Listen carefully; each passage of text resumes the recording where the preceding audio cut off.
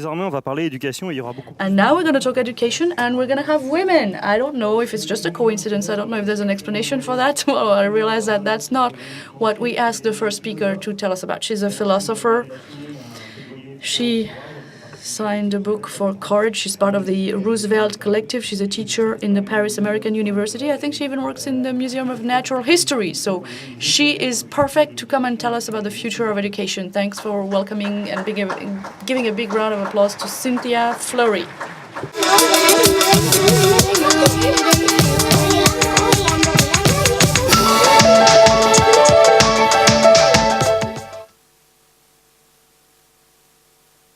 J'ai pas d'argent, bien. Bonjour. Donc là, on m'entend. Good afternoon. If you can hear me with this mic, it's better. Nice. And I don't like this little thing here.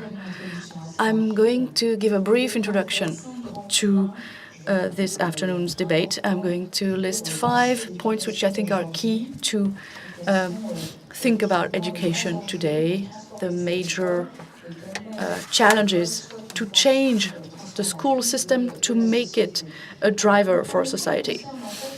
The first point is about the welfare state. You know, we've been hearing for years that the welfare state has become the scarcity state, basically, that it's in crisis, the state is in a crisis. I'm not going to tell you about the public debt or anything, the crisis in public service, but my question is, what do you think could be today a new form of welfare state that would not be that which classically has the monopoly of the state? You know, in the past, before the emergence of the social state, this function of protecting and ensuring the people were embodied by paternalism, by entrepreneurs, philanthropy, and then came the welfare state. And in a way, the welfare state became, for each and every one of us, not always the case in truth, but actually it has become this resilient third party which actually empowers the individuals. And I think that this is the first definition of education. It is really the primary definition of education and culture. That is, material resources must be transformed into existential resources, spiritual resources, empowerment, life resources. That is, you know, Amartya Sen, the idea is to find how a right can really become a capability. That is a possible choice for life. That's the challenge of education. It is using the resources, the major contents of knowledge, and finding out how these will come and change the lives of the people, giving them agency, giving them the power to become agents in their lives, and also to make them more involved in common decency. And I think that computerized resources, everything that you call public open data, Creative Commons, all these things are this material which we have to hack, as if you had to hack welfare today. And each and every one of us has this obligation. In the past, it used to be the state that would help us to get hold of this wealth and to process it for ourselves.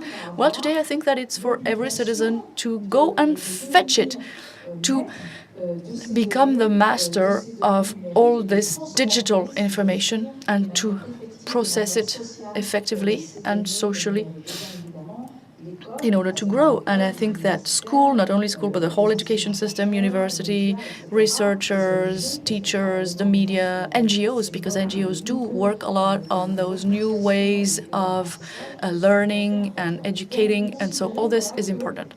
So we need to consider that welfare has to be hacked and grasped by the people, because it will no longer be a top-down approach.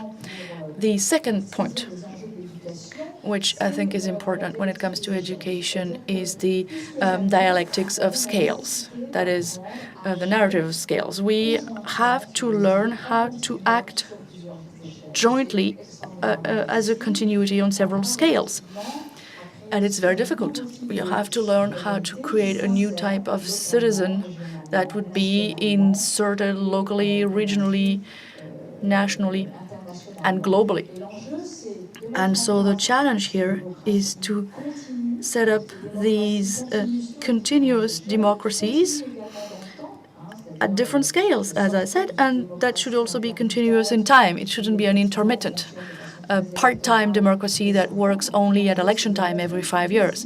The challenge is to show that today there are tools, citizen tools for democratic regulation, and that the parliament, which is a very important representative body, of course, but which could be improved, is not the only possibility. There are new modes of political representation, which are those tools. You know, we talked about the Roosevelt Collective. There are others, the Budapest Club, the Économiste Atterré, Negawatt, etc. So all these civil society entities which provide considerable expertise, which also help us understand and decipher public data.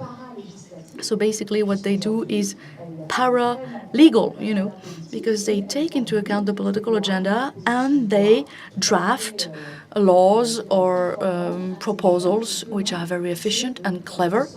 And so the idea in the future is to go out of the state monopoly for democratic regulation. And this is something that you have to learn. And this is something that you have to learn as early as school. And it should be taught to our children. Third point is to have a multiplicity of paths and profiles of excellence. I'm talking about France, of course. Our school system is very elitist. It works a lot on abandoning also those children who are not efficient enough. So we need to have a greater variety of paths. We need to make sure that our children speak other languages. Logos in Greek is the reason, but it's also speech, language. And of course, speaking several languages is a direct way to epistemology. And so it means that we should think of a different way of teaching languages in France, and we should promote bilingualism or trilingualism at a national level. And this, for me, is one of the challenges for the future. And this is something which is absolutely not addressed today, not investigated, and not implemented by the French national education system. Fourth point, you mentioned the Museum of Natural History. Well, this is one of the institutions that I work for. We need to promote a so-called ecosystem education. That is, we have to protect our social contract, but at the basis of the social contracts, you've got ecosystem services, which are the services that nature provides to mankind. And this ecosystem intelligence is based on a better understanding of tax evasion, for example, and how it damages the social contract. Well, of course, you might not realize this at first. We need to work on the question of positive economy, circular economy. Positive economy actually is part and parcel of the objectives. That is, we consider that profit is not an end in itself. Profit is a means. And there are conditions for profit. Especially, it has to be culturally and socially useful, for example. So we need to teach things in an ecosystemic way. This, I realize, is a revolution, because we've talked about multidisciplinarity, interdisciplinarity for a long time, but it has never been implemented in practice. And the last point is, and here I'm talking as an analyst. You know, I've heard a lot of things from my patients about social alienation. That is, all this is possible if an ecosystem based on innovation can exist. Unfortunately, there was the father's name, which represented actually the authority that is of course necessary, but that weighs on us. And there was a lot of criticism also, and it is important to criticize this in order to go beyond the framework of reference. And so we have replaced this by the peers' names, which is not the same thing, but it means that by our education and in our research system also, we are the slaves of peer evaluation, which can be very good, but which can also be very lethal, because we are dependent on social recognition. And unfortunately, we do what Foucault criticized in the past. He said that we consider that knowledge is always a form of power, and this is what we have to reconsider. And thank you for listening. Thank you. Please keep the mic. I'm sorry that we couldn't hear you at the beginning. Well, I heard the music, that's why I stopped. Well, no, I think we're fine now. You know that the LHFORUM is an economic forum, and you were there when we worked on the definition of positive economy, and with Daniel Cohen, you agreed to say that the big spend in the 20th century would have to be health and education, because we see this as an expenditure and not as a potential profit center. In France, we consider that we spend too much on education to no avail. Do you think that what you're suggesting would cost more? Yes, of course. Multilingualism, for example, it would cost much more, but it depends on how you perceive the investments in the future, how you view them. You know, we have to understand that what was never considered as a material resource, as a tangible resource, because we tend to consider that wealth is tangible, it's a material thing.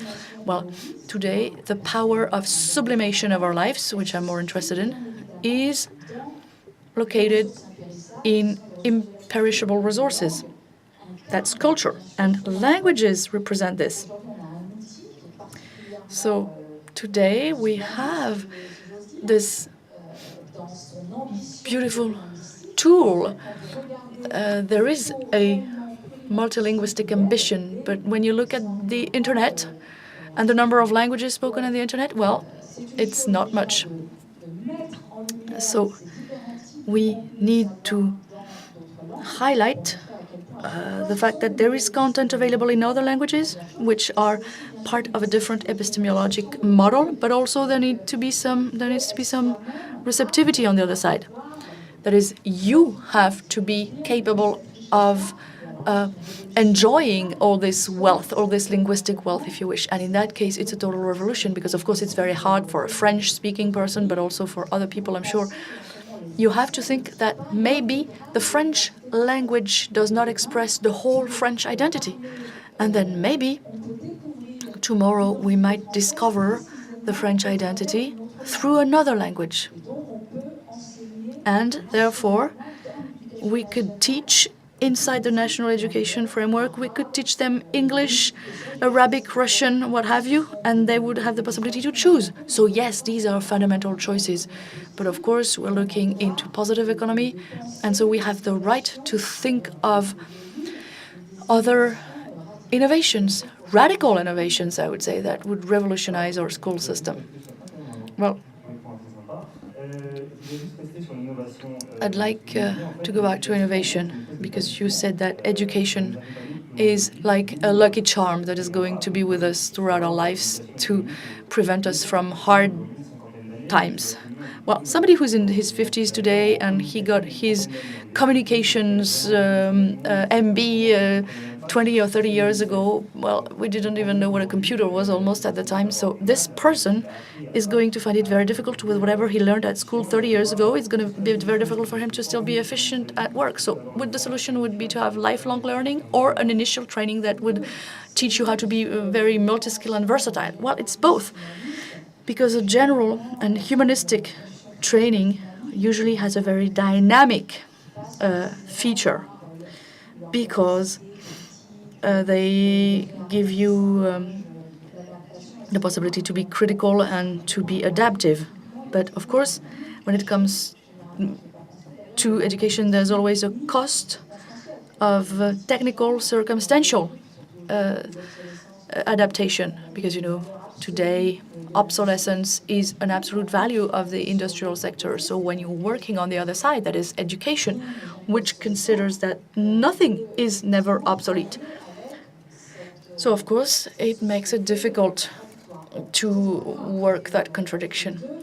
But it's okay, we can do both. But what does this mean? It means that it's a total redefinition of the freedom of the modern philosophers, because dedicating part of your public and private, for that matter, but let's say your public time as a citizen, to train yourself, well, it takes time, per se. So it means that you have to find some time somewhere.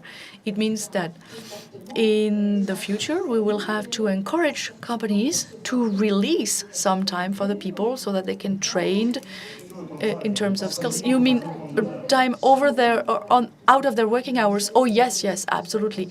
You know that the Roosevelt Collective also defends the 32-hour working week. Well, this is an old dream of Pierre Larouturou, but it's also a way of considering that training yourself as a citizen is important. Well, just after you, we're going to have a very French debate between Monique Cantos-Berber and Caroline Sost about the culture of knowledge or of savoir-être, behavior. And so you do criticize a lot this French elite, We hear a lot of things about this dumb elite and that type of things. And all these people were raised or baptized or whatever on the culture of knowledge. Do you think that France suffers from that, and that we should be more open to behavioral knowledge? Well, that would be more American. Well, let's let this discussion to the next speakers. I don't think it should be so clear-cut. I do think that our school system, for the most part, works with selection systems. Selection on the basis of failure. And this is dumb. But when you're lucky to go to the grandes écoles, to the French engineering schools and business schools, it's total bliss, because it's an opening to the rest of the world. I'm lucky enough to teach in École Polytechnique and in Sciences Politiques, and this is absolutely what we should have for everybody.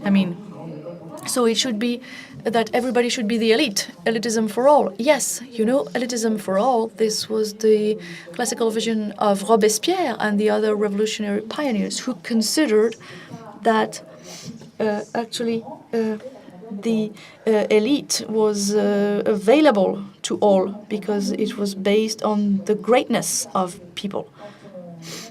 So when you like the Republic and when you like democracy, I think it makes sense for you to defend this ideal. Well, this is 2013. This morning we heard about Danton. This afternoon it's Robespierre. Wow, great. Well, of course, but he paid for that, Didn't serve them. It served them right, actually. Both of them were beheaded. So you are also a professor in the Paris American University. So if there was one thing of the education, of the American educational culture that you had to import into France, what would that be? Well, I would like to answer differently. Oh, that's very philosophical. No, but I think it's something you have to hear. I teach with American University of Paris, and also I teach with Sciences Politiques and École Polytechnique. Terrible to say, but all the burnouts in my students happened in one same place, the French schools. You never have burnouts in American students. So it's awful to say, because this type of cliche, this is despairing for a person like me, but I have to admit that this is the case. There is I don't know how to say this, but there's something going on in the minds of the American students which is extraordinary. So if we could import this cultural bath of hope. I mean, this is what they have. And I think it's directly connected to the learning scheme that they have over there, because basically they indulge, I would say, in the philosophical sense of the word. I'm not in favor of a decomplexed version of yourself, but becoming the author of your lives is something that they understand much better than the French students acting their lives. Well, thank you very much, Cynthia Fleury, for opening this discussion.